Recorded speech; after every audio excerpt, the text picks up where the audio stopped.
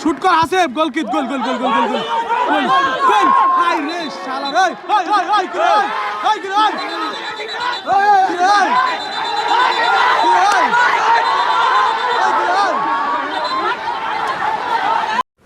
মাদককে না বলি ফুটবল দিয়ে জীবন গড়ি, এই স্লোগানকে সামনে রেখে আমরা মাদক বিরোধী ফুটবল টুর্নামেন্টে নীলকুঠি পাড়া একাদশ অংশগ্রহণ করার জন্য প্রস্তুতি নিচ্ছি।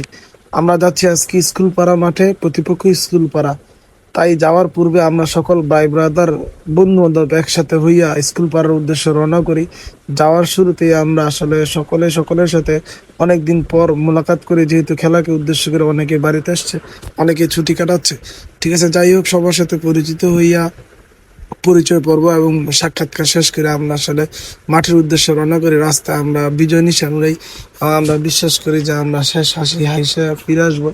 সেই বিশ্বাস থেকে আসলে আমাদের মাঠের পদযাত্রা এই করতে করতে আমরা মাঠে চলে আসি। মাঠে গিয়ে আসলে আমরা নিজেদেরকে বসার জন্য স্কুল থেকে বেঞ্চ নিয়ে আসি, যেহেতু মাঠে রোদ ছিল। রোদ কমার পরে আমি আমার গোলকিকে বলি যে একটা ফ্রি কিক বাড়ি পরীক্ষা দেওয়া, সেই পরীক্ষায় সম্পূর্ণ পাশ করে এই হচ্ছে আমাদের গোলকিপার সেমন, যে আমাদের কোয়ার্টার ফাইনালে 2টা পেনাল্টি সেভ করে আমাদেরকে আজকের সেমিফাইনালে নিয়ে আসছে। সো সে আমাদের দলের একটা বড় ভরসা। মানুষ মাত্রই ভুল করে, গোলকিরও ভুল হইতে পারে, তারপরও তার ভুলের পরিমাণ কম এবং সে আমাদের দলকে নানানভাবে সেভ করে। যাই হোক, পরে প্লেয়াররা ওয়ার্ম আপ করতেছে, নিজেদের গা গরম করতেছে খেলার আগে হালকা করে। সো আমরা আসলে দাঁড়ায় ইনস্ট্রাকশন দিচ্ছিলাম আসলে যে তোমাদেরকে প্রেশার নেওয়া যাবে না, রিল্যাক্স ফুটবল খেলতে হবে এবং মারামারি এই ধরনের ফাউল খেলা না খেলে স্বাভাবিক খেলা উপহার দিবে মানুষ, যাতে খেলাটাকে ভালোবাসে।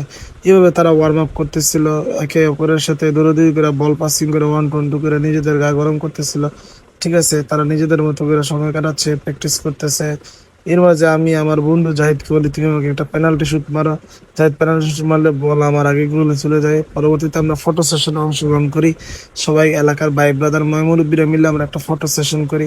ঠিক আছে, ফটো সেশন করার পরে আমরা মাদককে না বলো এই ব্যানার নিয়ে দাঁড়ায় ছবি তুলি। যেহেতু মাঠের একটা সিস্টেম আছে, 2 দল একসাথে মাঠে প্রবেশ করবে। হ্যাঁ, যেহেতু এই ফুটবল টুর্নামেন্টটা মাদক বিরোধী, তাই এই স্লোগান সামনে রেখে আমরা আসলে হাঁটি হাঁটি পাপা করে 2 দল একসাথে মাঠে প্রবেশ করি। আমাদের গ্রাম এবং আশেপাশের সকল গ্রামের মানুষজন এই খেলা অংশগ্রহণ করে এবং খেলাটাকে উপভোগ করার চেষ্টা করে। তারপর আমরা আসলে সবাই মাঠের গোলবৃত্তের কাছাকাছি চলে আসি। আসার পরে সবাই 2 দলের প্লেয়ারের সাথে পরিচিত পর্ব শেষ করে ফেলে এবং আহ, কিছু গুরুত্বপূর্ণ আলোচনাও হয়ে যায়। তারপরে শেষ মুহূর্তে প্রস্তুতি নিয়ে খেলা শুরু হয়ে যায়। খেলা শুরু হওয়ার পরে আক্রমণ পাল্টা আক্রমণে খেলা কিন্তু জমে উঠতে থাকে। সময়ের সাথে সাথে কেউ কাউকে ছাড় দেওয়ার জন্য প্রস্তুত ছিল না, যে যার সর্বোচ্চ দিয়ে চেষ্টা করতেছিল হ্যাঁ গোল আদায় করে নেওয়ার। যদিও গোল হচ্ছিল না, আমরা অ্যাটাক করতেছিলাম, আমাদের প্রতিপক্ষ দল আমাদেরকে অ্যাটাক করতেছিল, খেলা পুরো জমে যাচ্ছিল। এর মাঝে আমাদের পুরনবাসা নীলকুঠি পাড়া একাদশের কোচ কিন্তু তাকে ব্যস্ততার সময় থেকে হ্যাঁ ফারাক করে তাকে প্রশ্ন করা হয় তার টিম সম্পর্কে, এবং সে বলে যে তার টিম অত্যন্ত পরিশ্রম করে আজকের এই সেমিফাইনালে আসছে এবং সে এখান থেকে ভালো কিছু আশা করে। সে সার্বক্ষণ নিজেকে ব্যস্ত রাখে, প্লেয়ারদেরকে এনকারেজ করার জন্য নানান বুদ্ধি পরামর্শ দিয়ে যাচ্ছিল। যা খেলা চলতেছিল, প্রথমার্ধে আসলে কোনো গোল হয় নাই। সেকেন্ড হাফে এসে আসলে আমরা একটা গোল কনসিড করি। আমাদের ভাগ্য অত্যন্ত খারাপ ছিল, আমাদের গোলকিপারের হাতকে ফাঁক দিয়ে এই বলটা জালে জড়া যায়। হ্যাঁ, যেটা আমাদের জন্য অত্যন্ত হৃদয় বিদারক ছিল। আসলে এরকম গোল কি আমাদের না, আমাদের গোলকি অত্যন্ত মানসম্মত এবং যেটা আমি বলেছিলাম, সে আগের ম্যাচে আমাদেরকে সেভ দিয়ে জিতেছে এবং আজকেও সে অনেকগুলো সেভ দিচ্ছে। খেলা চলাকালীন সময় দুর্ভাগ্যবশত তার হাত ফসকে একটা বল জালে ধরা যায়। পরবর্তীতে আমাদের প্লেয়াররা মনোবল না ভেঙে আসলে খেলা শুরু করে এবং তারই ধারাবাহিকতায় তাৎক্ষণিক তারা আবার পাল্টা অ্যাটাক করে।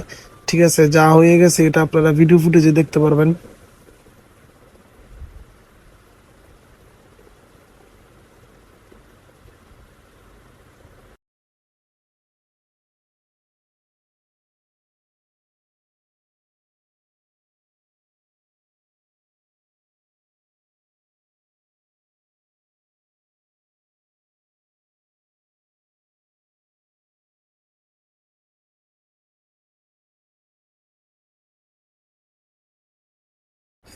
আসলে একজন প্রকৃত ফুটবল প্রেমী যে ফুটবলকে ভালোবাসে, সে কখনোই ফুটবল মাঠে কখনোই গ্যাঞ্জাম বা অস্বস্তিকর পরিবেশ প্রত্যাশা করে না।